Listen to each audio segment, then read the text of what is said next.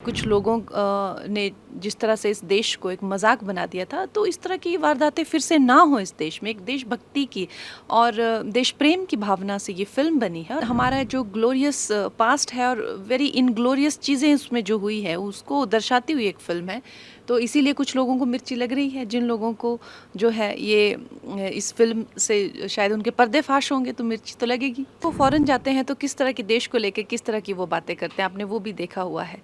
तो क्या उनको देश को लेके उनकी क्या भावनाएं हैं, वो किससे छुपी हैं? वो तो अपनी सत्ता के लिए देश के टुकड़े करने से नहीं वो हिचकिचाते हैं। ये भी पॉलिटिकल गेन के लिए ये चीज़ें की जाती हैं, वोट बैंक बनाने के लिए चीज़ें की जाती हैं।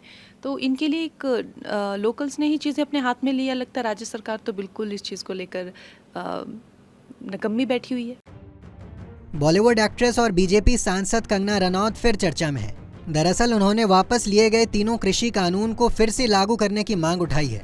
कंगना के बयान पर विपक्ष हमलावर हो गया है और विरोध कर रहा है। इसको लेकर चिराग पासवान ने अपनी प्रतिक्रिया जाहिर की है। भाजपा सांसद कंगना रनौत के बयान पर केंद्रीय मंत्री चिराग पासवान ने कहा कि ये कंगना रनौत का अपना व्यक्तिगत स्टेटमेंट हो सकता है और जरूरी नहीं है कि हर स्टेटमेंट में आप कमेंट करें। आइए सुनते हैं चिराग पासवान का पूरा बयान। मैं फूड प्रोसेसिंग सेक्टर से मैं जुड़ा हुआ हूं, एक मंत्री होने के नाते मैं मानता हूं कि किसानों की एक बड़ी आबादी है हमारे देश में, और प्रधानमंत्री भी सोच सकते हैं कि आने वाले दिनों में हम वर्ल्ड फूड बास्केट बने।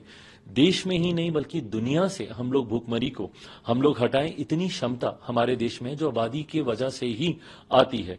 तो ऐसे में कैसे हम लोग हर उस विषय को जो कि शायद दुनिया लाइबिलिटी समझती है उसको हम अपॉर्चुनिटी में कैसे क्रिएट करें, ये आउट ऑफ बॉक्स सोच हमारे प्रधानमंत्री की हमेशा से रही है और जिसका लाभ हमारे देश को पिछले 10 सालों में हुआ है। परिणाम स्वरूप तीसरी बार पुनः देश की जनता ने हम पे अपना विश्वास जताया और इन्हीं नीतियों के साथ देश इस तीसरे कार्यकाल में प्रधानमंत्री जी के नेतृत्व में हमारी सरकार आगे बढ़ने का कार्य कर रही है। सर, अपार्ट फ्रॉम देश आया है, वो बोल रही है कि जो कृषि कानून है वो वापस लाए जाए। हालांकि वो ये भी बोल रही है कि कंट्रोवर्शियल बयान है मेरा, किसान चाहते हैं, किसान से मांग है कि वो कृषि कानून को वापस लाने की मांग करें। आप कैसे स्टेटमेंट को देख रहे हैं?